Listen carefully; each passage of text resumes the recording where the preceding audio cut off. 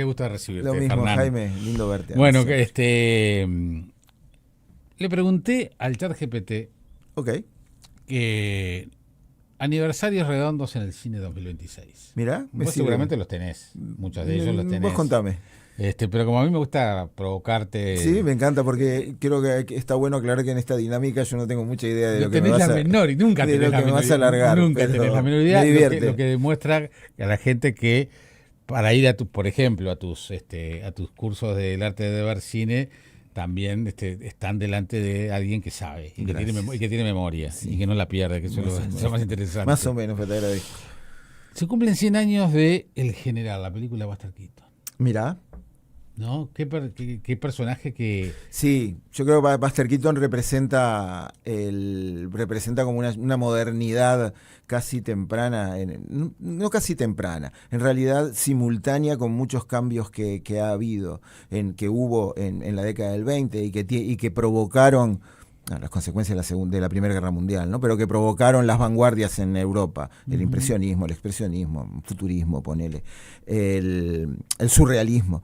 Y en Estados Unidos eso también generó otra cosa, digamos. Generó a este personaje Keaton que es un hombre casi kafkiano, ¿no? Ujú. Metido en una suerte de enredo de un mundo que no entiende, ya sea las épocas de la guerra de secesión o ya sea en las épocas de esa modernidad, jugando con la pantalla, las máquinas, él saliéndose de la pantalla, Viendo los efectos hoy es los increíble. efectos Y que ahora que estamos hacía. viendo en las redes que aparecen cómo los hicieron, está filmado, lo filmaron a él haciendo los efectos, ¿Viste? es El de la casa increíble. que se le cae, por Exacto, por ejemplo, o el ejemplo. otro que se desaparece en la panza de una, sí, en el vientre de Sí. una señora. Era increíble, ¿no? Era porque el cine, y Keaton es uno de ellos, era una suerte de búsqueda de su propia identidad, Ujú. de cosas que no podías ver en el teatro, digamos, a pesar de que Keaton viene del vodevil, como vienen todos esos actores. Pero también la conciencia crítica, o sea, eran tipos Sin brillantes. duda. Todos Sin eran duda. tipos Y una brillantes. carrera triste también, Keaton, ¿no? Que caen de una serie de decisiones, un mal matrimonio, el alcoholismo, los cambios hacia el cine sonoro, de los Ujú. cuales él era claramente un producto del cine mudo. Finalmente, bueno, Chaplin lo vuelve a poner en Candilejas, tiene cosas experimentales con Beckett también en la Ujú. década del 60, el 50. Pero ahora que Está hablabas de la bueno. modernidad y que nombraste a Chaplin, se cumplen 90 años, es decir, 10 años de diferencia con tiempos modernos. Sí, que sigue siendo un clásico, digamos, ¿no? Creo que Chaplin, de alguna manera, quizás por el personaje que desarrolló, porque fue la gran estrella de su tiempo, sigue teniendo generando una empatía con él, digamos, con su personaje, que claramente Tiempos Modernos es probablemente la película con la que más se lo identifica, porque parece, de alguna manera, estar hablándonos a nosotros, digamos, Sí, ¿no? Porque Tiempos Modernos hubo siempre, claro. espanto de todos hacia los tiempos Mirá hoy modernos lo que es hubo esto. siempre, y entonces, y además tiene escenas como muy clásicas como él metido adentro de la máquina, ¿no? Ese simbolismo del hombre devorado por la propia máquina, en un sistema laboral casi esclavista, Ujú. una suerte de lo que hoy llamamos distopía, Ujú. ¿no? Pero Chaplin es totalmente distinto. Si Buster Keaton nos da como una distancia, ¿no? Chaplin busca siempre la lástima, ¿no? Busca siempre el que sintamos empatía con él. Es difícil sentir si alguien pensaba que Chaplin trabaja mucho con el primer plano, por ejemplo, ¿no? Porque para que uno sienta el final de Luces de la Ciudad, cuando él y la ciega se encuentran. Keaton era otra, nos daba una distancia. Él no tenía gestos, los planos en general eran generales, perdón. Por lo tanto, sí, pero dos de los grandes directores, de los grandes creadores del cine. Yo Chaplin creo que es muy gracioso, creo que Chaplin tenemos una idea también que cuando lo vemos, más allá de estos hitos, es un cine que viene muy del cine mudo, digamos. Ujú. Piensa, el personaje de Chaplin nació en 1914. Entonces muchas de sus películas, incluso las posteriores, habría que volverla a verlas, pero se nota mucho que es un cine mudo. Y el cine desde los 60 cambió mucho, y desde 2000 o recientemente cambió mucho, y la distancia con Chaplin, no estoy queriendo decir que sea malo, a mí me encanta verlo, pero nuestra distancia con Chaplin es mucho más grande, digamos. Sí, y me parece que no ha entrado en la maquinaria de la nostalgia, o sea, que está hasta por fuera de eso, porque hay una mirada vintage de la vida, ¿no? Lo que es la noche de la nostalgia a la música. En el cine también hay corrientes que reivindican, Sin duda, ¿no? Y de hecho cuando tú planteás, no sé, un taller sobre Woody Allen, ¿no? Uh-huh. o planteás el cine de la década del 30 o del 40, no sé, en fin. Creo que hay ciertas corrientes de atención a determinadas épocas del cine. Eso que decís me parece que está bueno, que es cómo Chaplin y quizás también Buster Keaton, por más que uno los mire con cierta nostalgia y agrado y buenos recuerdos, no entran en esa categoría ya de... Yo creo que hay como la nostalgia en el cine es una cosa complicada. Creo que el cine al que nosotros hemos estado expuestos es un cine posterior a la década del 60. Yo creo que hay como una nostalgia con respecto a las películas. A mí me gustan mucho, soy fanático del cine clásico americano y miro mucho, pero también es un lenguaje totalmente distinto a nosotros, desde su forma de actuar, desde su artificialidad también, que para mí es parte de la gracia. Me encanta eso del cine americano, pero creo que de alguna manera también ha quedado como una nostalgia de la cual cuando nos enfrentamos a veces nos damos cuenta que estamos más lejos de lo que creemos. Uh-huh. Porque era otra época, era otro cine, otro tipo de, otras historias que se contaban, otro tipo de consuelo que brindaba el cine. Uh-huh. Obviamente después que viene el cine sonoro, capaz ya los códigos son diferentes, los códigos cambian, entonces es diferente. Entonces capaz que vos las primeras experiencias sonoras, ahí las atendemos de otra manera. Uh-huh. No sé, estoy pensando, me quedé con el blanco y negro y con los personajes de humor y sigo con esa. Yo a mí que me gusta tanto Abbott y Costello, para mí siguen resistiendo el paso del tiempo. Sí. Hoy esas películas vinculadas a la Segunda Guerra Mundial, ¿no? El Gordo y el Flaco, siguiendo, porque nos metimos en estos temas. Sí, creo que y bueno, de hecho Abbott y Costello es visto como un producto canónicamente menor, digamos. Absolutamente. O sea, no es Chaplin ni Buster Keaton. Totalmente, ¿no? totalmente. Pero sí, lo que pasa es que el cine es mucho cariño. Con el cine generamos un afecto y un cariño que nos permiten pensar que sí. Abbott y Costello a mí me encanta también. Me encanta doblado, además, uh-huh. Abbott y Costello, en español. Sí. En inglés ya no es lo mismo como Los Simpsons.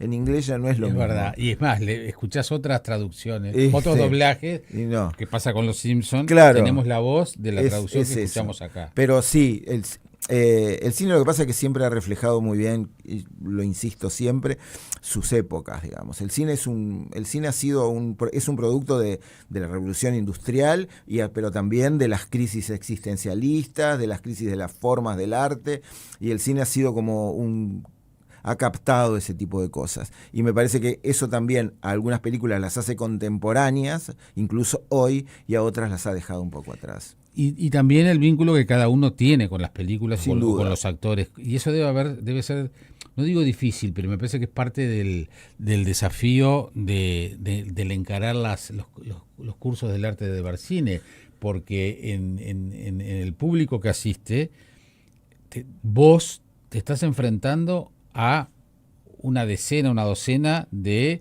experiencias diferentes. Total. Porque yo elijo ir a ver el curso, no sé, contame un curso de este año. Héctor Escola. Brillante, pues me encanta. Me pareció que era un buen ejemplo. Me encanta. La experiencia que cada uno tuvo con el baile. Total. Es totalmente diferente. A alguno le pudo parecer una película sin una palabra la cosa más aburrida del mundo, o para otros nos pareció la cosa más conmovedora por el momento en que la vimos. Una característica que yo creo que hemos dado en los cursos es que yo todo el tiempo tengo en cuenta el vínculo personal que uno tiene con la película. Exacto.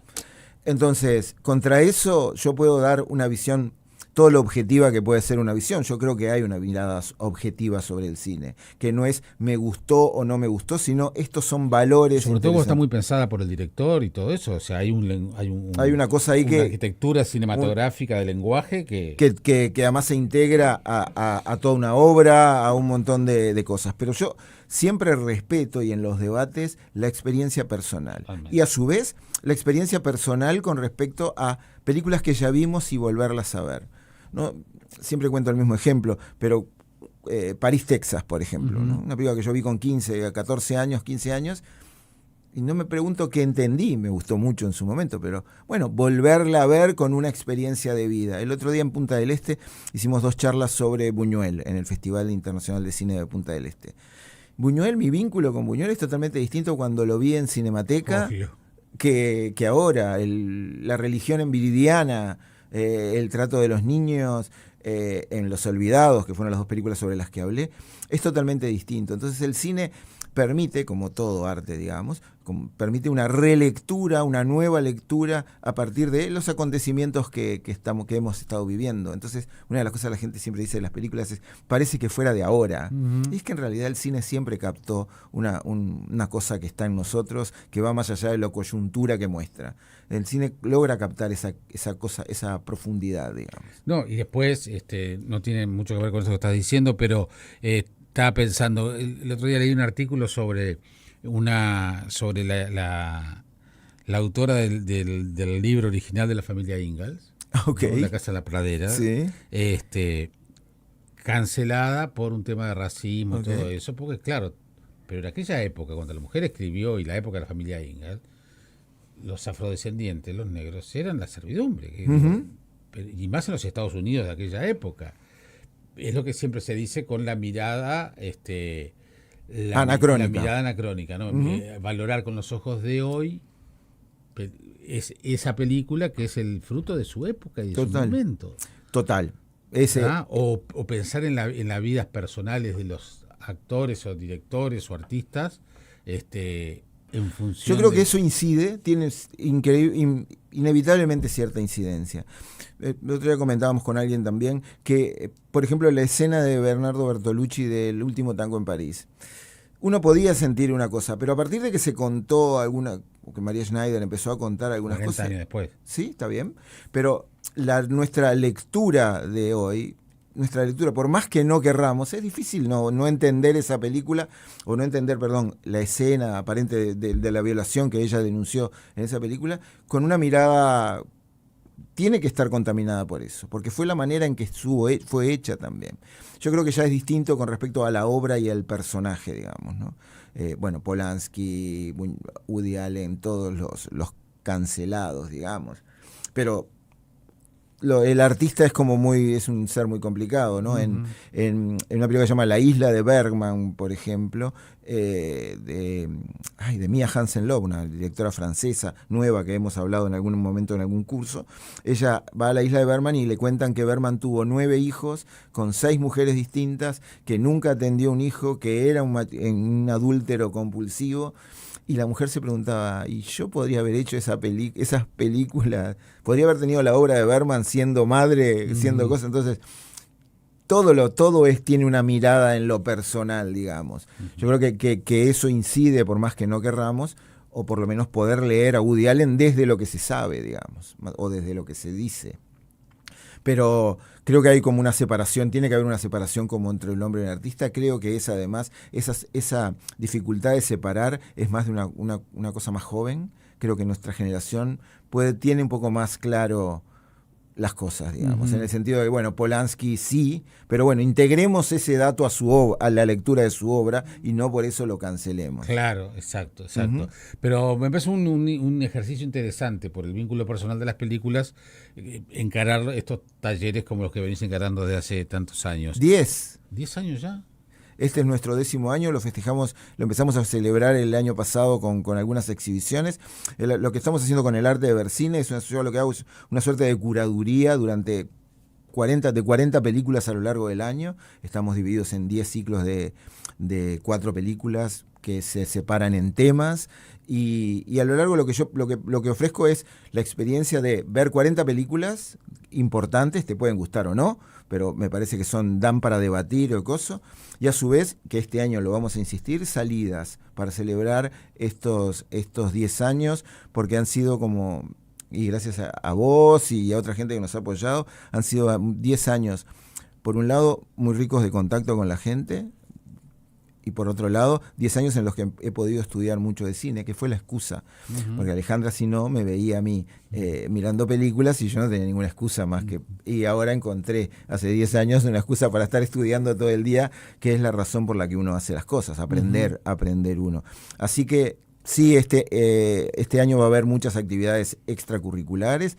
Las ideas de los cursos son un encuentro por semana, que son por Zoom, los lunes a las 4:30, y virtual, y en presencial, que es en Dalí, que ahora se mudó a Joaquín Núñez y Miñones.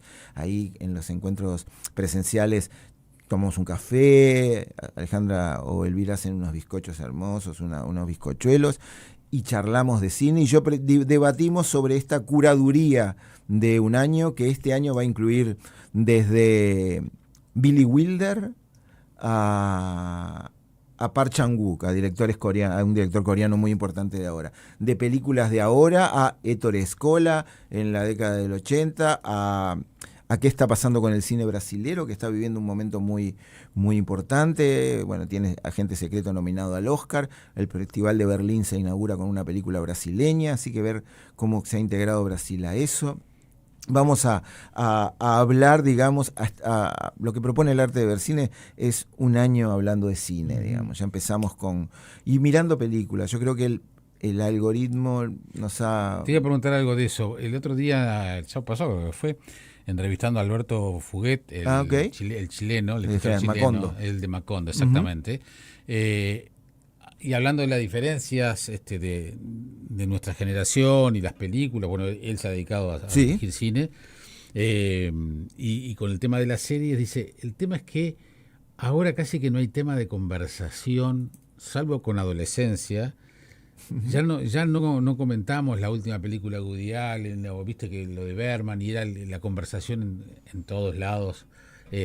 Ahora con las series eso se ha difuminado, como que no existe. Sí, pero eso yo creo que, bueno, en el arte de ver cine fomentamos eso, digamos, el encuentro con el cine. Yo creo que el cine tiene que ser, por su propia naturaleza, o por lo menos en su modernidad, un arte removedor, donde no nos sintamos, donde en algún momento en algo nos incomode. No necesariamente visualmente, sino por los temas que trata, por la forma en que trata. Es un arte que nos interpela. Las películas de Bergman nos interpelan, las películas de Buñuel nos interpelan. Cuando uno ve, no sé, La conversación de Coppola o El Padrino, las buenas, y hemos perdido la necesidad de salir de nuestra zona de confort. Y las películas algorítmicas, digamos, por llamarlo de alguna manera, o las series, lo que nos hacen es dejarnos en un lugar súper cómodo. En la plancha. Súper cómodo. Podés levantarte, que no te vas a perder, porque a los 3 minutos va a haber un pequeño resumen medio inconsciente ahí de lo que pasó cuando te perdiste.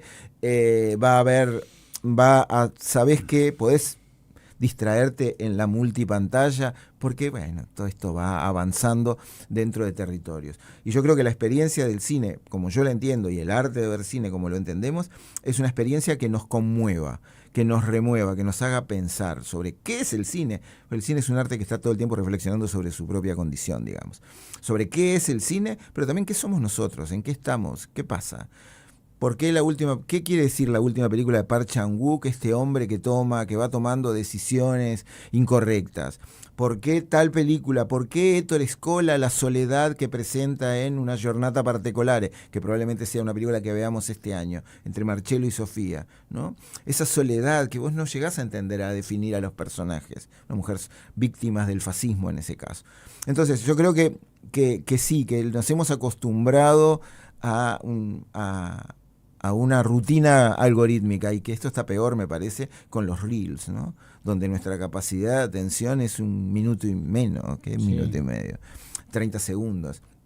Entonces, el cine exige como cualquier arte en realidad, el cine exige un compromiso. El cine, por lo menos como nosotros lo vemos, es sentarte a ver la película y a pensar cómo esa película te remueve. Después vemos lo técnico y eso, porque el cine es forma y contenido.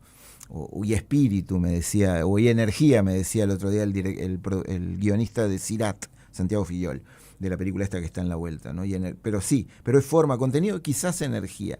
Y esa combinación es lo que lo hace rico. Y yo creo que cuando empezamos a debatir verdaderamente tratamos de tener una nueva mirada, una mirada distinta con respecto al cine. ¿En qué momento estamos? No quiero que quede un mensaje apocalíptico de tu parte. El cine es un arte resiliente, porque el cine siempre se adapta a sus nuevas formas. El cine es un arte industrial. No, el cine sonoro no nació por una cuestión de la necesidad de hablar, a pesar de que obviamente sí el cine la tenía, sino que nació por una cuestión financiera. El color lo mismo, el cinemascope lo mismo, la digitalización lo mismo. Entonces el cine siempre encuentra un lugar a pesar de esto. Yo creo que estamos en un momento de grandes de cambios de paradigma totalmente importantes, en el sentido de que cosas como el surgimiento de la inteligencia artificial. El otro día leía que Saatchi, el hijo de la publicidad, está haciendo una versión en inteligencia artificial de Soberbia, la segunda película de Orson Welles, que Orson Welles se vino a Río, disfrutó de las garotas en el carnaval y la abandonó y la redujeron a 90 minutos, una película de 2 horas y media que aparentemente iba a ser su gran obra. Bueno, la inteligencia artificial está volviendo a hacer esa película. ¿Eso es bueno o malo? Y bueno, es otra cosa. Es otra cosa. Es otra cosa, ¿no? Veremos. Supongo que no es la... no sé. Obviamente que el sindicato de actores va a estar en contra de eso. Sí, el sindicato de actores, el actor, el guión, y más en tiempos tan de zona de confort como hablábamos, están corriendo mucho riesgo. Pero también la compra de Netflix de Warner y la pelea con Paramount por comprar Warner es un dato de la realidad que ha cambiado bastante también, que va a cambiar en algún sentido. Bueno, Disney ya compró Fox, Amazon compró Metro-Goldwyn-Mayer, o sea, la compra de los grandes estudios por los streaming va a ser un cambio importante. Justo estábamos viendo en una clase sobre Hollywood, que ya no es el centro del cine. Las producciones de Hollywood se están filmando en Londres mucho, pero mucho en Rumania, por estas cuestiones de leyes sociales y eso.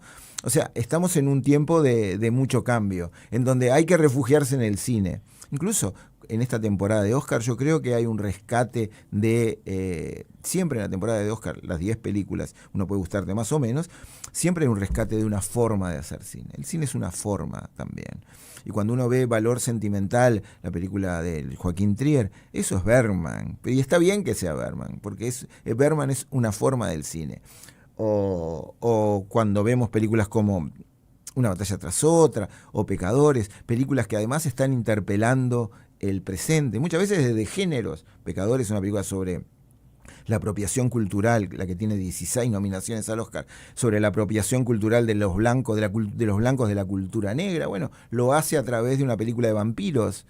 Eso puede ser un rechazo para mucha gente, pero es encontrarle una nueva forma. Uh-huh. O una batalla tras otra, una suerte de fantasía distópica, que ya no lo es tanto, sobre el presente de Estados Unidos, sobre ICE, migraciones y eso, que lo hace en un tono de comedia, o incluso revisitando Más corazón, que es una relectura, creo yo, de Más corazón que odio de John Ford. O sea, el cine siempre el cine es una forma, que está en Bergman, que está en John Ford, y bueno, o en novedades como Sirat, que es una película que toma cosas de Antonioni, pero que a su vez construye un nuevo mundo. Creo que el cine es un tiempo difícil, pero el cine siempre ha encontrado la forma de adaptarse a esos tiempos. Capaz que el nicho, la palabra es horrible, pero del cine empieza a achicarse probablemente. Pero el cine se empieza a convertir casi como en un acto de militancia cultural.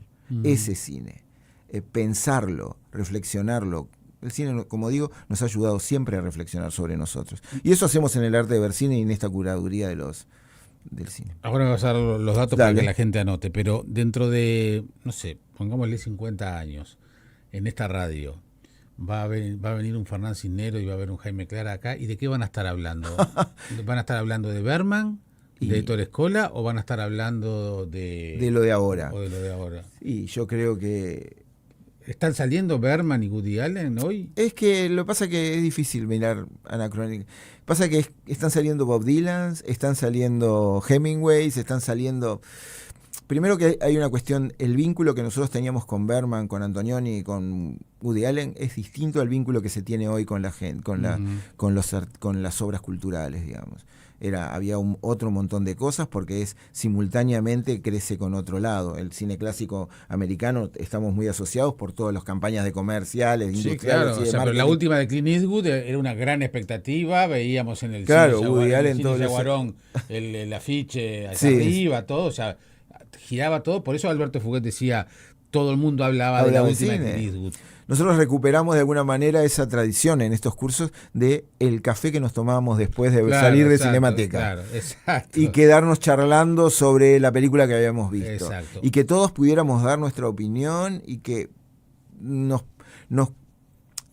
mostrábamos cómo la película nos había cambiado. De hecho, ya que trabajás Sí. en el diario El País, la famosa columna de Mi Primera Impresión, ¿no era? Sí, justo el otro día leí un par de esas. Que los grandes críticos que tenían, las grandes firmas que tenía El País en aquel momento, al otro día, en la misma noche. La misma noche era su primera impresión sobre una película, es decir, eran conscientes que iba a decantar en ellos.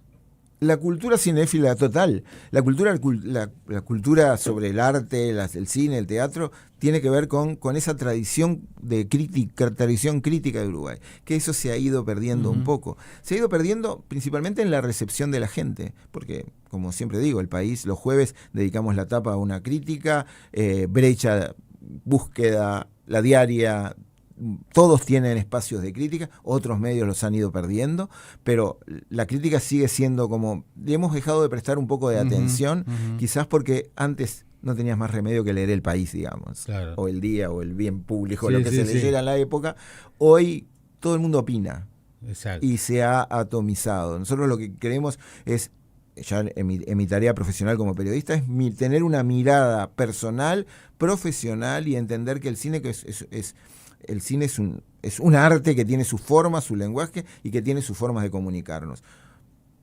No tenés que conocerlas para vincularte con el cine, pero de alguna manera enriquece esta cosa removedora que yo creo que tiene el cine. Bien, ya que estamos hablando de esto, no debería decirlo, pero lo voy a decir igual. Si se me enoja Oscar Larroca, que se me enoje. Hablando de esto, se va a presentar un libro con columnas críticas de Jorge Abondanza, un nuevo libro. Sí, el jueves 12 de marzo. Vamos a tener acá a Oscar Larroca antes hablando de eso, pero bueno, el jueves 12 de marzo en Live Alfabeta de tardecita, vamos a estar varios ahí presentando este nuevo libro compilado y trabajado con Oscar Larroca sobre la pluma de Jorge Abondanza. Total, ¿no? Es la influencia de críticos como Jorge Abondanza. Exacto. Lo percibo todo el tiempo. Yo adoré a Jorge, me parece que es uno de los grandes periodistas, pero mi padre leía mucho a Homero Alsina Tevenet. Claro. Pero la influencia para una generación de Homero Alsina Tevenet, pero para la nuestra, de Jorge Abondanza, es increíble. Y cómo escribía, la sensibilidad. Así se forma público. Exacto. Nosotros queremos ser también una escuela de espectadores, digamos, exacto, un término que se usa, no es propio y capaz que está registrado, pero ser una escuela de espectadores, de que la gente... Creemos que la experiencia del cine y del arte, y otros lo están haciendo con otras cosas, se enriquece cuando uno se forma. Bien. ¿A dónde nos anotamos? Mira, ¿te acordás del teléfono? Sí, ¿vos te lo acordás? No, pero... 099-03-2079, 099-03-2079, mandan un WhatsApp, llaman, ahí los va a atender Alejandra, o por elartedevercine@gmail.com. al arte de Versine@gmail. O sea, nosotros. ¿Cuándo empezás? Nosotros ya estamos haciendo cursos de Oscar, que hacemos mucho para la gente que ya está, que nos pide hacer una cosa de Oscar, también se pueden anotar. Pero empezamos la primera semana de marzo. Perfecto. Probablemente empecemos analizando algunas películas que nos han quedado del Oscar de la temporada. Probablemente sigamos con la Nouvelle Vague, porque hay una película Nouvelle Vague en la vuelta y se habla mucho y quiero explicarla. Probablemente sigamos con algunos directores actuales. Siempre hacemos una combinación. Yo creo que el cine es historia también. Nosotros muchas veces nos concentramos mucho en lo contemporáneo o en lo actual.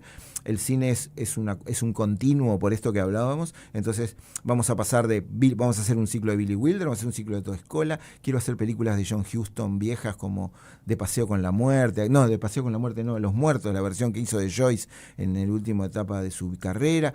O sea, nosotros hacemos, pero también lo contemporáneo, ¿no? Pues sí, vamos a tratar de analizar de qué está hablando el cine asiático, de qué están hablando las mujeres del cine europeo, y hacemos también cuestiones sobre la temporada. O sea, hacemos como una curaduría de cine donde analizamos, reflexionamos sobre 40 películas a lo largo del año, de los cuales muchas están disponibles en cine. Nosotros rescatamos mucho la experiencia de cine y por eso a veces vamos muchas veces que podamos en grupo al cine. Nadie está obligado a ir, por supuesto. Pero si no, las películas están en el streaming o están aportamos algún link que puedan dar en la vuelta sobre esa película para hacer este año de buen cine. Hay tanto cine en la vuelta que bueno, está bueno, creemos nosotros con Alejandra, seleccionar, hacer una selección a lo largo del año que vos digas, bueno, terminé el año y vi 40 películas que están buenas y las pensé. ¿Repetimos el teléfono? Sí, claro, 099-03-2079. Y el arte de Bercine@gmail. Las clases hay por Zoom y presenciales son, decía, en Dalí Arbutic, Joaquín Núñez y Miñones. Lindísimo lugar, está hermoso. Y no sé lo que está haciendo las tortas, Alejandro. Bueno, los bizcochuelos. Ay, Dios. En algún momento los visito. Por favor. Escúchame, queda por otro capítulo. Cuando hablamos de cine clásico, más o menos sabemos de qué hablamos. Tenés una decena de películas que entran en cine clásico. Para otra visita, si tuvieras que en el Río de la Plata, Uruguay, Argentina, elegir 3 películas de un cine clásico del Río de la Plata, de Uruguay y de Argentina. Pasa que el cine clásico argentino, clásico, digamos... ¿Cuál sería? Y yo qué sé, sería... El clásico canónicamente debería ser el de la década del 40. Sí, ¿no? Porque tiene como una forma también... Torre Nilsson, el primer Torre Nilsson. También, digamos. Tiene una forma vinculada a lo clásico. Yo creo que el cine clásico argentino, sin embargo, es el cine que surge después del nuevo cine argentino de la década del 90. El de Nueve Reinas, el de Relatos, el que es reciente, digamos. O sea que no pones a la historia oficial, ponele. También, no está mal. Supongo que hay como... A partir de ahí, ¿no? Capaz. A partir de ahí, pero obviamente que para mí el gran director argentino es Leonardo Fabio y es anterior, digamos. Exacto. Es de la década del 60. Entonces, lo clásico hay que hacer una relectura de qué es clásico. Por eso te preguntaba. ¿No? Incluso con el cine uruguayo, porque uno puede pensar que ya es clásico 25 watts, ya es clásico el dirigible, con el cine uruguayo es mucho más difícil. Que vivan los estudiantes me gustan los estudiantes de Handler. Es difícil, pero es interesante pensar porque el concepto de clásico, Antonioni o Fellini, estos que nombramos, surgen en oposición al clásico, o Coppola o Scorsese, pero ellas son clásicos, digamos. Absolutamente. El Padrino es un clásico, entonces... Es un buen concepto el concepto de clásico. Está claro que hay un quiebre en la historia del cine a partir del estreno de La Dolce Vita, de Blow Up, de Psicosis de Hitchcock, de Blow Up es posterior, pero de las películas primeras de Antonioni, El Desierto Rojo, ese tipo de cosas. Creo que hay un cambio donde entre clásico y moderno ahí, pero incluso ese concepto de clásico. Fíjate que este año se hacen 65 años del estreno de Dolce Vita, por ejemplo. Claro. 65. Y en su momento fue la modernidad absoluta. Creo igual que esas películas se mantienen modernas, nos siguen interpelando. El ritmo es distinto, Antonioni, hay que tener paciencia, pero nos siguen interpelando. Habrá más noticias para este boletín. Muchísimas gracias, Jaime, por otro año estar acá. acá. Pases muy bien. Saludos. Gracias. Fernán Cisneros estuvo en Sábado Sarandí.